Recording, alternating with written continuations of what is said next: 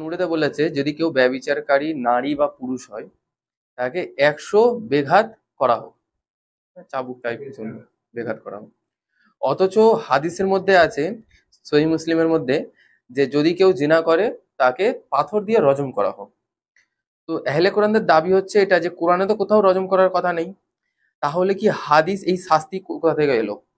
তাহলে কি মানে নিজের থেকে নিয়ম তৈরি করতেছে কোরআনের বিপরীত? যে জিনিসটা তুমি যেন একটা বললে যে নামাজ কোরআনে আছে, আল্লাহ রসুল সে নামাজের তরিকাটা দেখিয়ে দিয়েছে হাদিস থেকে। হাদিস যারা মানে তারা এই জিনিসটাকে, শাস্তিটাকে মেনে নিয়েছে। আমার কোশ্চেন হচ্ছে এইটা, যে যেই যেই মানে শাস্তিটা অলরেডি আল্লাহ ডিসাইড করে দিয়েছে, তার উপর তুমি কেন কলম চালাচ্ছ?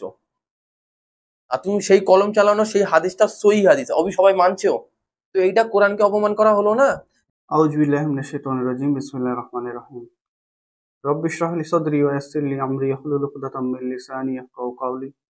রব্বি ইয়াসসির ওয়া লা তুয়াসসির ওয়া তাম্মিম বিল খাইর। লা হাওলা ওয়া লা কুওয়াতা ইল্লা বিল্লাহিল আলিয়্যিল আযীম।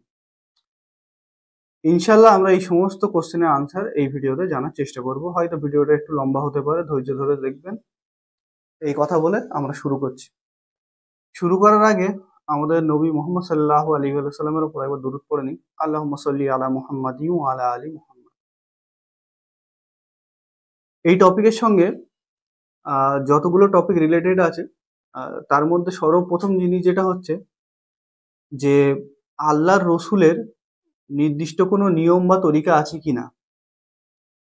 আল্লাহ রসুল কি কোরআনের বাইরে গিয়ে কোনো হুকুম দিতে পারেন? আল্লাহ রসুলকে কি এই অথরিটিটা দেওয়া হয়েছিল? এই আল্লাহ রসুলের ওপরেই বেসিক্যালি কোশ্চেন উঠে দাঁড়ায় যে আল্লাহ রসুলকে যে কোরআন নাজিল করা হয়েছিল ওনার উপরে, কোরআন পৌঁছানোর দায়িত্ব ছিল, কিন্তু এছাড়াও যেসব জিনিসগুলো আল্লাহ রসুল বলেছেন ওদের একটা কথা হচ্ছে এটা যে এই জিনিসগুলো মানাই যাবে না, কারণ আল্লাহ রসুল এটা বলতে পারেন না। কিন্তু যেহেতু আমরা হাদিস মানি, হিস্ট্রি মানি, সেই কারণে আমরা বলি যে না, এটা আল্লাহ রসুল করতে পারতেন। আমরা হিস্ট্রিতে যদি দেখি যে যে কোনো বড় রাজা, বড় যোদ্ধা, যে কোনো বড় কেউ এসছে, তাদের হিস্ট্রি আমরা পাই। তাদের জন্ম কোথায় হয়েছিল, কোন এলাকার মানুষ ছিল, কেমন মানুষ ছিল, তাদের জীবনে কি কি ঘটেছে। তো এই যে অ্যালিগেশনটা লাগানো যে আল্লাহ রসুল দ্বারা যত হাদিস এসছে এগুলোর কোনো মানে হয় না, এগুলো সব মিথ্যা হাদিস, এমন কিছু হয়নি। যদি একটা দুনিয়াবি কোনো মানুষ, কোনো পার্সন, তার যদি হিস্ট্রি লেখা হতে পারে, তার যদি ইতিহাস থাকতে পারে, তার যদি কাহিনী আমরা শুনতে পারি, পড়তে পারি, এখন জানতে পারি যে এমন একটা মানুষ ছিল, তাহলে যে মানুষ দুনিয়াতে এসে বলেছিল আমি আল্লাহর নবী, আল্লাহ আমাকে ডাইরেক্ট ওহী করেন, এমন একটা মানুষ জানার উপরে মানুষ ঈমান নিয়ে আসে, ইসলাম ধর্ম প্রচার হয়, সেই ধর্ম পুরো পৃথিবীতে ছড়িয়ে পড়ে। আর আজ যদি আমরা দাঁড়িয়ে বলি যে এই মানুষের হিস্ট্রি বলে কিছু নেই, তাহলে আমি মনে করি যে এটা আমাদের বুদ্ধির একটা লেভেল, যে সবচেয়ে কম যদি কোনো মানুষের বুদ্ধি হতে পারে তাহলে সেই কথাটা বলতে পারে যে এমন একটা পার্সোনালিটির কোনো ইতিহাস থাকতে পারে না। আমি ছোটখাটো হুকুমের মধ্যে যাচ্ছি না, মূল যে কনসেপ্টটা হচ্ছে যে আল্লাহ রসুল যদি দুনিয়াতে এসে থাকে আর তানার যে ইতিহাস থাকবে না, এটা সম্পূর্ণ ইললজিক্যাল কথা। যদি আল্লাহ রসুল দুনিয়াতে এসেছিলেন তাহলে তানার হিস্ট্রি থাকবেই থাকবে, এটা একদম 100%। এর আগেও ঈসা আলাহ সাল্লামের ইতিহাস পাওয়া যায়, মুসা আলাহ সাল্লামের ইতিহাস পাওয়া যায়, আরো অনেক নবীর ইতিহাস পাওয়া যায়, তো আল্লাহ রসুলের কেন থাকবে না? সেই কারণে দিনের যে আমরা একটা সোর্স মনে করি, জ্ঞান মনে করি, যে দিনের বিষয়ে জ্ঞান হাসিল করার জন্য আমাদের হিস্ট্রির দিকেও দেখা, পড়াশোনা করা, গবেষণা করা অনেক প্রয়োজন। হিস্ট্রির একটা অংশ হচ্ছে হাদিস, যেটা আমি এর আগে বলেছি যে সনদ দ্বারা যাচাই বাছাই করে আমাদের কাছে আসে। এবারে নবী যখন দুনিয়াতে এসছে, তানার উপরে কোরআনটা নাজিল হচ্ছে, নিশ্চয়ই তানার উপরে কোরআনটা নাজিলের কোনো রিজন আছে। আমি যদি আপনাকে বলে দিই যে আপনি রুকু করুন, আপনার মাইন্ডে একটা জিনিস সেটিং হয়ে আছে যে রুকু বলতে এই জিনিসটাকে বোঝায়, সেজদা বলতে এই জিনিসটাকে বোঝায়, আজান বলতে এই জিনিসটাকে বোঝায়, তাহলে আপনি কি করলেন, শর্টাং করে সেই রুকুনটা ফলো করে নিলেন। কিন্তু এমন যদি কোনো তাসাব্বুরি আপনার মধ্যে না থাকে, মানে মনে করুন মক্কায় যখন কোরআন নাজিল হচ্ছে, আল্লাহ বলছে সালাত কায়েম করো, সালাত বলে যদি কোনো জিনিস তারা কোনোদিন শুনে বা দেখে না থাকে, তাহলে তারা কিভাবে বুঝবে যে সালাত জিনিসটা কি? তাহলে কি হবে, যেই নবীর ওপরে কোরআন নাজিল হচ্ছে তিনি বুঝিয়ে দেবেন যে সালাত এটাকে বলে, এইভাবে সালাত আদায় করতে হয়, এটা নিয়ম। তাই তো এই যে আল্লাহর রসুলের নিজস্ব একটা আমল আছে, এটাকে আমরা যদি অ্যাভয়েড করে চলে যাই, এটা কিন্তু আমাদের অনেক বড় ভুল ধারণা হবে যদি আমরা ইসলামকে নিয়ে পড়াশোনা করতে চাই। আমার এখানে কাউকে হেদায়েত দেওয়ার উদ্দেশ্য না, কারোর সঙ্গে ডিবেটের উদ্দেশ্য না, কাউকে জবাব দেওয়ার উদ্দেশ্য না। আমি যেই স্ট্যান্ডে দাঁড়িয়ে আছি, কিয়ামতের দিন আল্লাহকে গিয়ে আমি যেই জবাবটা দেবো, তার জন্যই আমি এই জিনিসগুলো রেকর্ডিং এর মধ্যে নিয়ে আসছি যে আমি কি ভাবি। আমি যদি কোনো জিনিসকে সহি মনে করি তো কেন মনে করি, আমি যদি কোনো জিনিসকে ভুল মনে করি তো কেন মনে করি, সেটার কোনো লজিক আছে কি, সেটা আরো দুনিয়ার মানুষের সামনে রাখা যাবে কি আদেও, নাকি রাখলে লোক বলবে এ পাগল। তো বেসিক্যালি যেগুলো একদম 2-2-4 মতো জিনিস, সেই জিনিসগুলোকে যদি আমরা অস্বীকার করি, তাহলে এটা আমাদের বুদ্ধির কমি ছাড়া আর অন্য কিছুই না। এবারে মনে করুন আল্লাহ রসুল দুনিয়াতে এসছে, নবী হওয়ার দাবি করেছে, ওনার উপরে লোক ঈমান এনেছে, তাহলে কি হবে, নবী যেই কাজটা করছে এটা দুনিয়াবি যদি কোনো নেতাকে আমি ফলো করি, তাকে আমি কপি করি যে ওই নেতাটা যা করছে আমি করব। একটা যদি মানুষ ফুটবলারকে ফলো করে, তাহলে সেও তাকে কপি করে যে এ যেভাবে চুল কেটেছে আমি সেইভাবে কাটবো, এর মতো জার্সি পরবো। এটা কিরাম করে পসিবল যে আল্লাহর রসুল যার উপরে আমাদের আখেরাত ডিপেন্ড করে, তার উপরে আমি ঈমান আনলাম আর তাকে আমি ফলো করব না? এই জিনিসটা হচ্ছে আমলি তাওয়াতুর। মানে আল্লাহ রসুলকে আমি দেখলাম কোনো আমল করছে, সেই আমলটা আমি করছি, আমাকে দেখে আমার ছেলেরা শিখছে, তাকে দেখে তার ছেলেরা শিখছে, এইভাবে 1400 বছর পর পর্যন্ত আমাদের কাছে এই দিনটা এসছে আমলি তাওয়াতুরের মাধ্যমে। তো আমি শুরুতে যেটা বলেছিলাম আগের ভিডিওতে, যে দুটো সোর্স আছে, একটা হচ্ছে হিস্টোরিক্যাল রেকর্ড আর একটা হচ্ছে আমলি তাওয়াতুর। আমলি তাওয়াতুর ছাড়া আমরা কোরআনকেও প্রুভ করতে পারবো না যে এটা আল্লাহর কেতাব।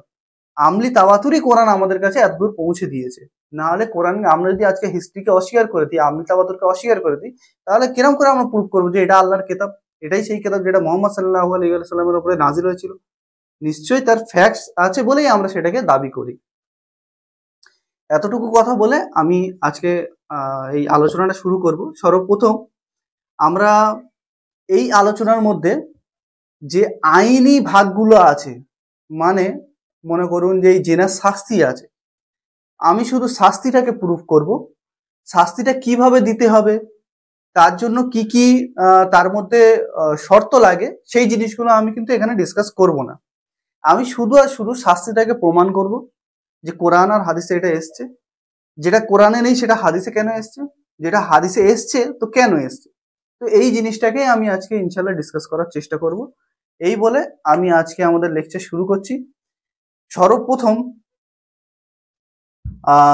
যদি কোরআন আমরা খুলি, কোরআনের মধ্যে দেখবেন 4 নম্বর সূরা 15 নম্বর আয়াতে আল্লাহ সুবহানাহু ওয়া তাআলা এই যে জেনা মানে হচ্ছে যে একটা ছেলে আর একটা মেয়ে বিয়ের সম্বন্ধ ছাড়া একজন আর একজনের সঙ্গে মেলামেশা করে, এটাকে বেসিক্যালি জেনা বলা হয়। আমি জেনাই বলবো যেহেতু এই কথাটা প্রচলিত সেই কারণে।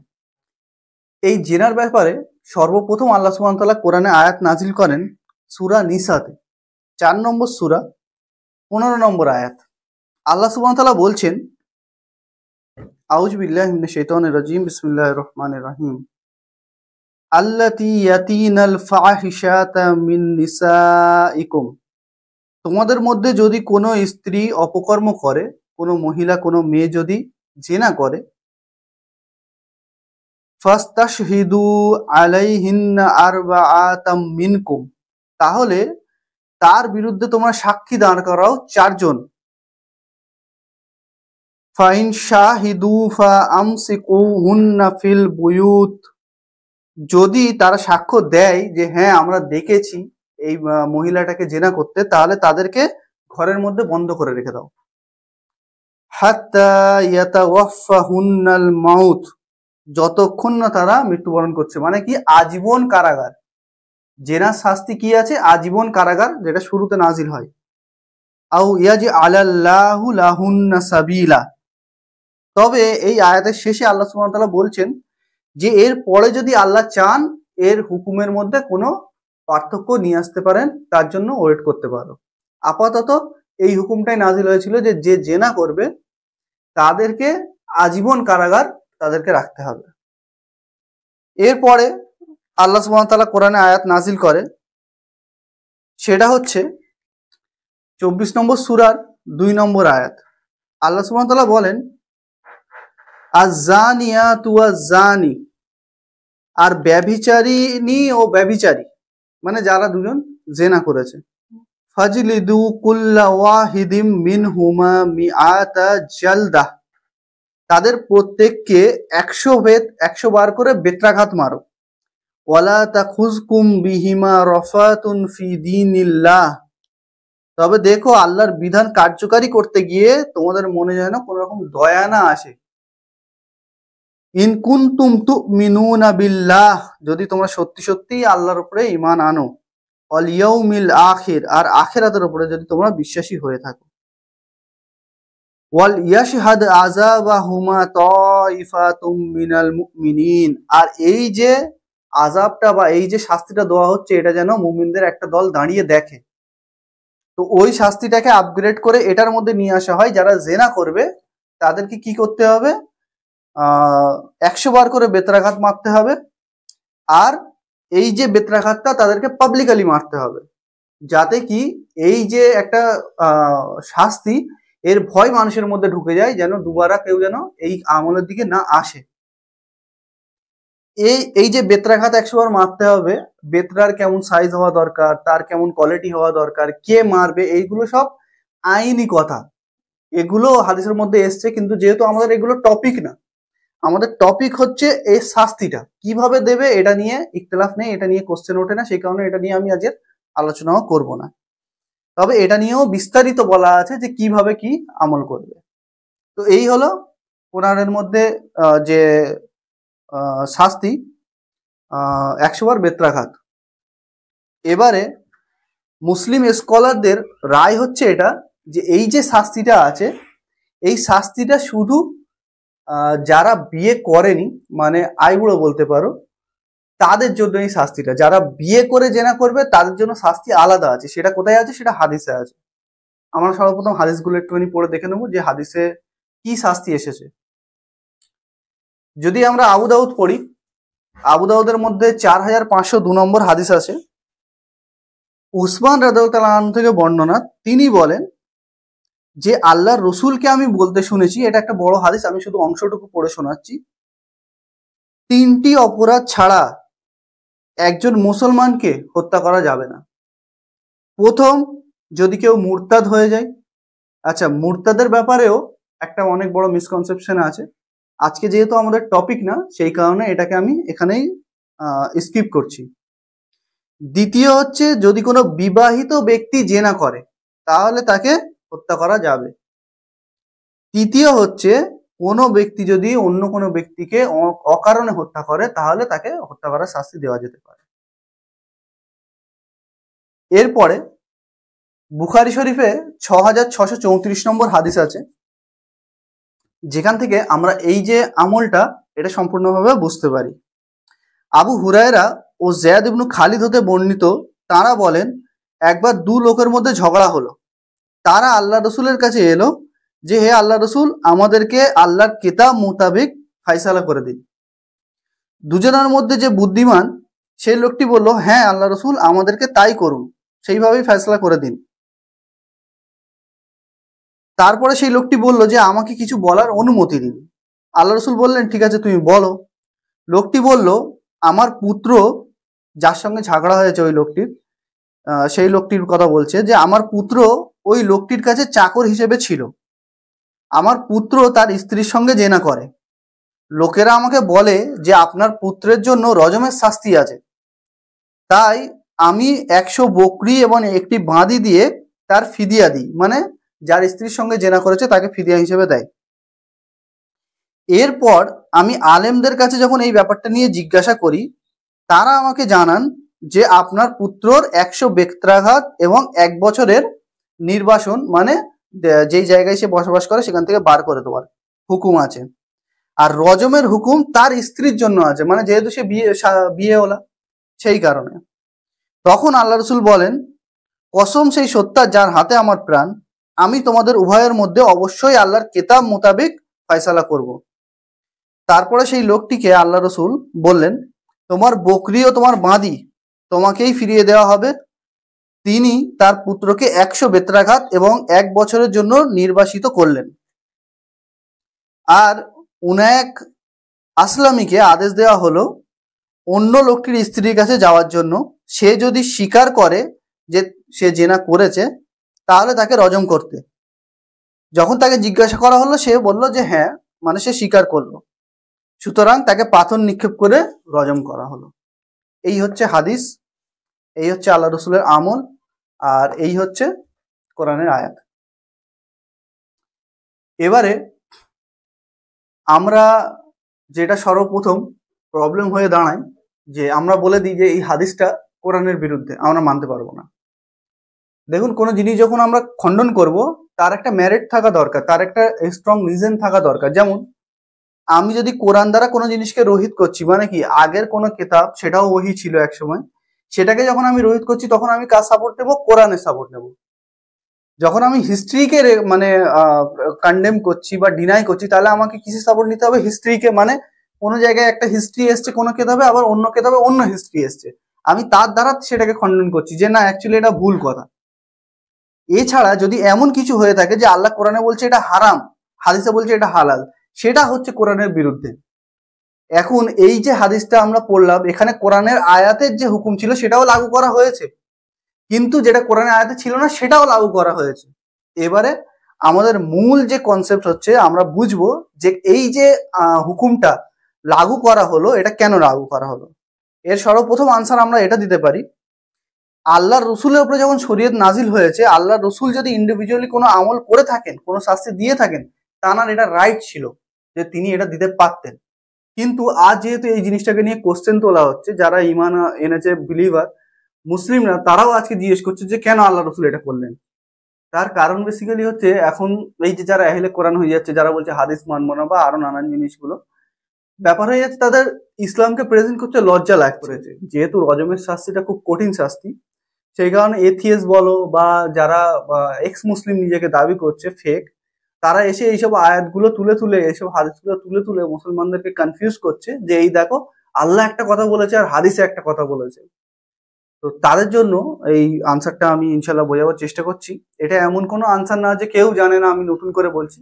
যেহেতু যারা এই কোশ্চেনগুলো তুলছে তাদের ইলম অনেক কম, তারা জানেই না, সেই কারণে তাদের জন্য এই ভিডিওটা করা, যে তারা কম করে জেনে নিক যে এই জিনিসটা কেন হলো।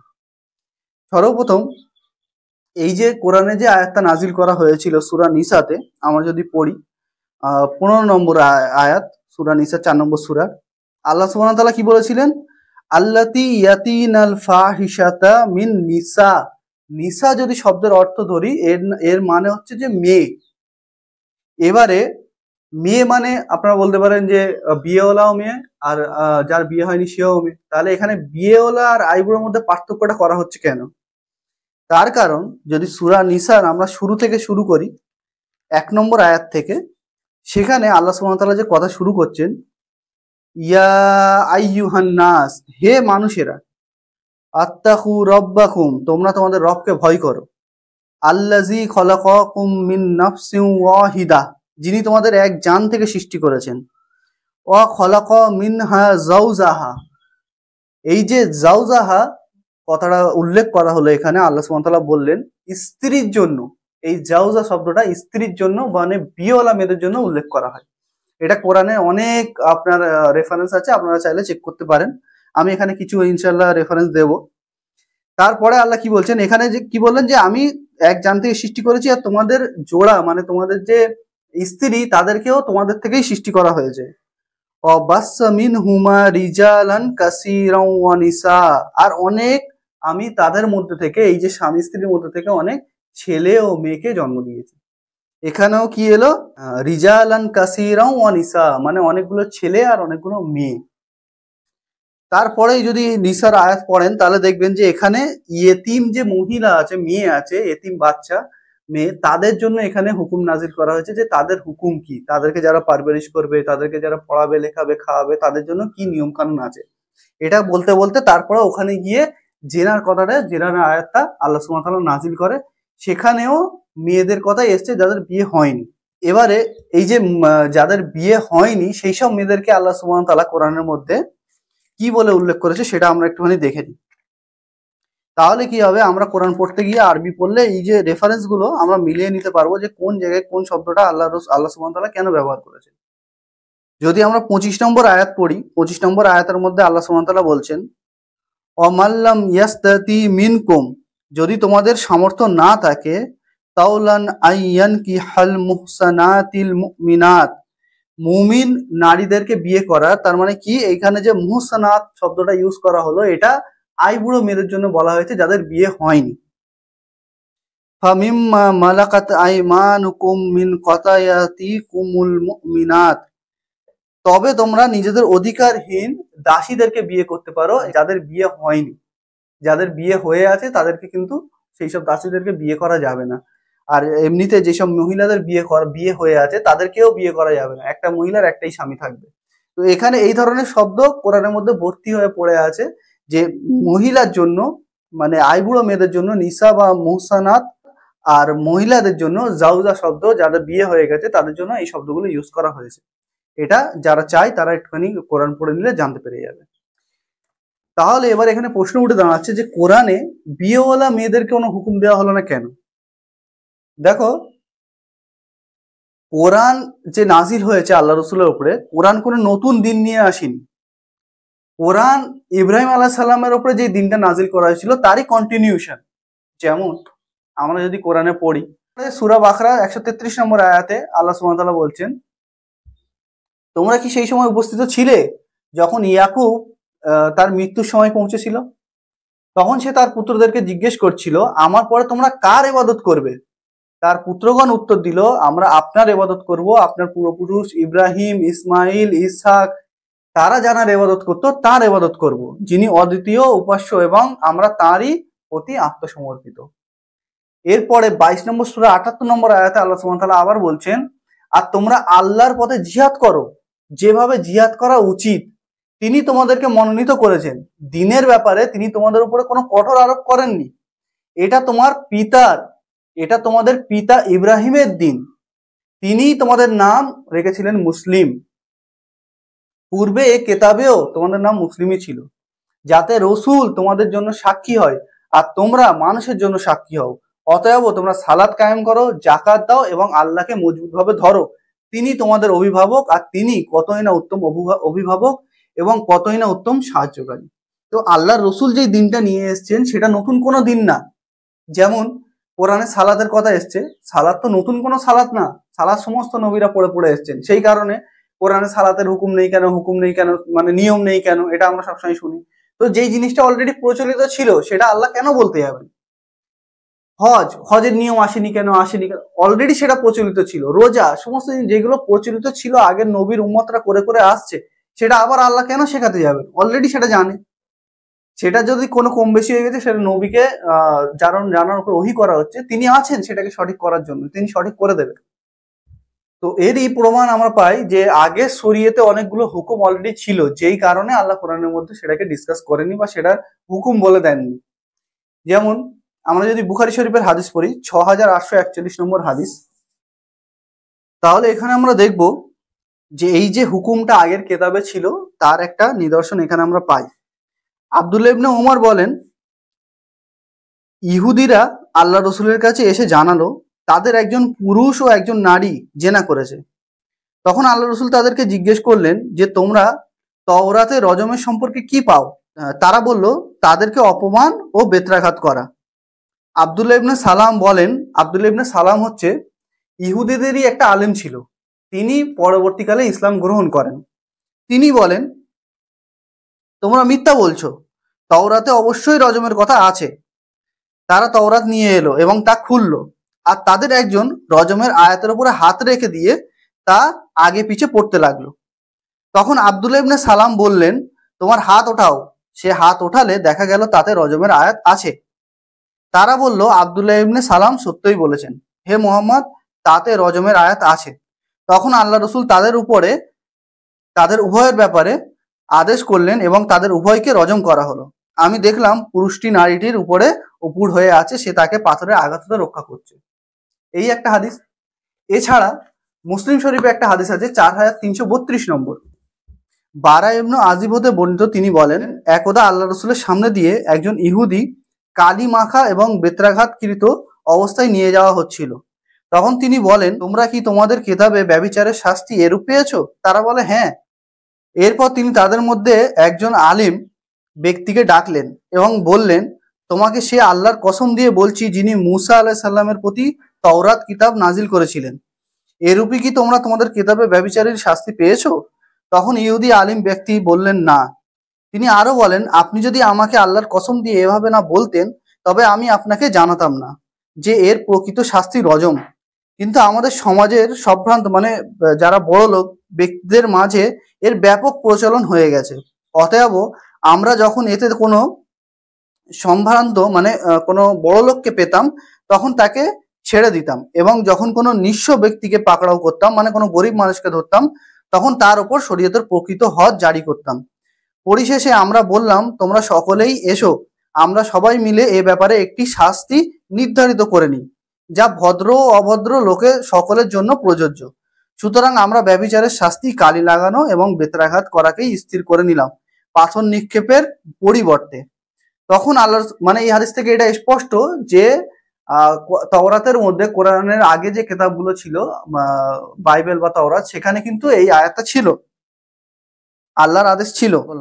তখন আল্লাহ রসুল বললেন, হে আল্লাহ, আমি প্রথম ব্যক্তি যে তোমার নির্দেশ বাস্তবায়িত করলাম যা তারা বাতিল করে ফেলেছিল। সুতরাং তিনি তা বাস্তবায়নের নির্দেশ দিলেন। অবশেষে ওই ইহুদিকে পাথর মারা হলো। এরপর মহান আল্লাহ এই আয়াত নাজিল করলেন সূরা মায়েদার 5 নম্বর সূরার 41 নম্বর আয়াত। তো এই ছিল এভিডেন্স যেটা কোরআন ও হাদিসের মধ্যে আসে।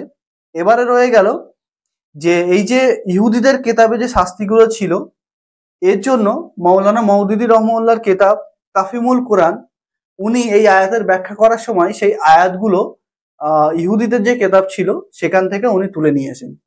সেই রেফারেন্স দু একটা আমি পড়ে নিই। যেমন এই রেফারেন্সটা উনি তুলেছেন লেবিয়া পুস্তক 19 নম্বর হয়তো সূরা বা এরকম কিছু আছে, তারপরে 17 নম্বর আয়াতে বলছে, যদি কেউ এমন কোনো মহিলার সঙ্গে জেনা করে যে কারোর দাসী বা কারোর এমন মহিলা যার বিয়ে ঠিক হয়ে গেছে, কোনো ছেলের সঙ্গে তার বিয়ে হবে, তাহলে তাদের দুজনকেই শাস্তি দিতে হবে, কিন্তু তাদের জান থেকে মারা যাবে না। মানে এখানেও বোঝা গেল যে আইবুড়ো মহিলাদের কথা বলা হচ্ছে বা ছেলেদের। আর যে ব্যক্তি পরের স্ত্রীর সঙ্গে জেনা করে তাহলে তাকে অবশ্যই তাদের শাস্তি প্রাণদণ্ড দিতে হবে। এটা হচ্ছে লেবিয়া পুস্তক 20:10।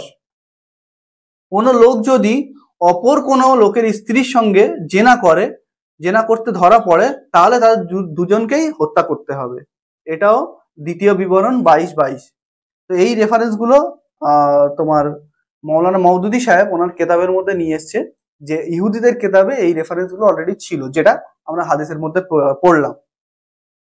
এবারে কিছু কোশ্চেন, যারা বলে যে কোরআনের বাইরে আল্লাহ রসুল কিছু হুকুম দিতে পারেন না, তাদের জন্য কিছু আয়াত আমি স্পষ্ট করে এই লেকচারটা শেষ করব ইনশাল্লাহ।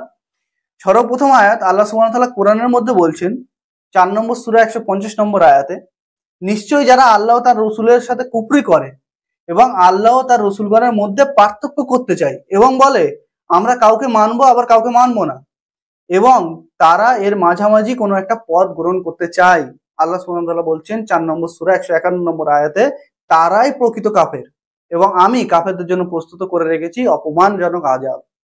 আমি যেই নবীর ওপরে ঈমান নিয়ে এসেছি তার আমলের ওপরে যদি সহি সনদ দ্বারা সেটা প্রমাণিত হচ্ছে, কোরআনের সাথে ধাক্কা খাচ্ছে না, আমি তার ব্যাখ্যা বুঝলাম না, আমি বলছি এই আমলটাকে আমি অস্বীকার করছি, এর জন্য অনেক বড় সাহস আর হিম্মত চাই যে আমি যেই নবীর ওপরে ঈমান এনেছি তার কথাকে আমি বলছি যে আমি অস্বীকার করছি, এমন একটা কথা যেটা শরীয়তের হুকুম। এছাড়া আল্লাহ কোরআনের মধ্যে বলেছেন যারা চুরি করে তাদের হাত কেটে দাও, সূরা মায়েদা 5 নম্বর সূরা 38 নম্বর আয়াতে। এখন প্রশ্ন হচ্ছে, এটা এই আয়াতের মধ্যে বলা হয়নি যে কতটুকু চুরি করলে তার হাত কাটতে হবে। সে কি আদি চোর নাকি সে কোনো মজবুরিতে পড়ে চুরি করেছে? সে কি কোনো জনবসতির কোটি কোটি টাকা নিয়ে চলে গেছে নাকি সে সামান্য কিছু চুরি করেছে? এই পার্থক্যটা কে করেছে? আল্লাহ রসুল করে দিয়েছেন, কোরআনে বলা নেই। তাহলে আল্লাহ রসুল যে পার্থক্যটা করেছে সেটা কি তাহলে হারাম? একটা মানুষ যে চুরি করেছে খিদের জন্য, তার কি হাত কেটে দিতে হবে? একটা মানুষ যে মনে করুন কারোর দোকান থেকে 100 টাকা চুরি করেছে, সে বললো আমি মাপ চাচ্ছি, তওবা করছি, তার তওবা কবুল হবে? যেমন আল্লাহ কোরআনের মধ্যে বলেছে 5 নম্বর সূরা 39 নম্বর আয়াতে, যে চুরি করার পরে কেউ যদি তওবা করে তাহলে তার তওবা আল্লাহ কবুল করবেন। কিন্তু কেউ যদি দেশের কোটি কোটি টাকা নিয়ে চলে যায়, চুরি ধরা পড়ার পরে সে যদি বলে আমি তওবা করছি, তাহলে কি আল্লাহ এখানে এটা বলতে চাচ্ছে যে তাদের তওবা কবুল করো? অবভিয়াসলি না। এছাড়া আল্লাহ কোরআনের মধ্যে বলেছেন যে দুই বোনকে বিয়ে করা হারাম, কিন্তু সূরা নিসা 4 নম্বর সূরা 23 নম্বর আয়াতে কিন্তু আল্লাহ এটা বলেনি যে খালাকে আর তার ভাইজিকে একসঙ্গে বিয়ে করা যাবে না। মানে হচ্ছে যে আমার বোন আর আমার খালা দুজনকে যে একসাথে বিয়ে করা যাবে না, এটা কোরআনে কোনো জায়গায় বলেন, এটা আল্লাহ রসুল বলেছে। যে এখানে যে এই দুই বোন বলা হয়েছে ওটাই হুকুম, যে খালা আর তানার যে ভাইজি আছে তানাকে একসঙ্গে বিয়ে করা যাবে না। ঠিক সেইভাবে ফুফু মানে বেটি আর তানার ভাইজি তাদেরকেও একসাথে বিয়ে করা যাবে না, কিন্তু কোরআনে এটা বলেনি। তাহলে কি এটা হালাল হয়ে যাবে? এছাড়া সৎ মেয়েকে বিয়ে করার ব্যাপারে আল্লাহ বলেছে যেসব সৎ মেয়ে তোমরা আকাতে বড় হয়, মানে তোমরা বড় কোলে পিঠে করে মানুষ করেছো, তারা তোমাদের জন্য হারাম, বিয়ে করতে পারবে না। তাহলে কি আল্লাহ এখানে এটা বলতে চাচ্ছে যে যদি তোমার সৎ মেয়ে হয়, মানে তুমি কাউকে বিয়ে করেছো, তার একটা মেয়ে আছে, সে তোমার আকাতে বড় হয়নি, সে অন্য কোথাও তার নানির বাড়ি বড় হয়েছে, তাহলে কি সেই মেয়েটার সাথে বিয়ে করা হালাল হবে? এই সমস্ত পার্থক্যগুলো আল্লাহ রসুল বুঝিয়ে দিয়ে গেছেন। এটা আল্লাহ রসুলের উপরে দায়িত্ব ছিল, আল্লাহ রসুলের উপরে দায়িত্ব ছিল যে এই জিনিসটাকে মানুষের কাছে বুঝিয়ে দেওয়া যে অ্যাকচুয়ালি কি বলতে চাচ্ছে আল্লাহ। এর বেশিরভাগই আগে শরীয়তের মধ্যে চলে চলে আসছিল, এটা কোনো নতুন জিনিস না, রকেট সায়েন্স না যে আল্লাহ রসুল এটাকে ইজাদ করে নিয়েছেন, না, নিজে থেকে করেনি, আগে শরীয়তের মধ্যে হয়ে হয়ে আসছিল, সেটাই আল্লাহ রিপিট করে আবার বলে দেন, আল্লাহ রসুল দ্বারা বুঝিয়ে দেন। তো এই ছিল জেনার যে টপিকটা ছিল শাস্তি, সেটার কমপ্লিট একটা ব্যাখ্যা বা বায়ান। আমার যেটা মনে হয় যে আমি যে জিনিসটা বললাম যে কোরআনে যেটা বলা হয়েছে যে নিসা আর মুহসিনাত যে পার্থক্যটা করা হয়েছে এটাই সঠিক।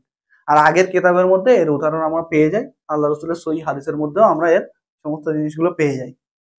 আমি যে কথাগুলো বলেছি আল্লাহ আমাদেরকে আমল করার বোঝার তৌফিক দান করুক। যদি আমি কিছু ভুল বলে থাকি আল্লাহ আমাদেরকে ক্ষমা করুক। সুবহানাকা আল্লাহুম্মা বিহামদিকা আশহাদু আল্লা ইলাহা ইল্লা আনতা আস্তাগফিরুকা ওয়া আতুবু ইলাইক। আমা আলাইনা ইল্লাল বালাগুল মুবিন।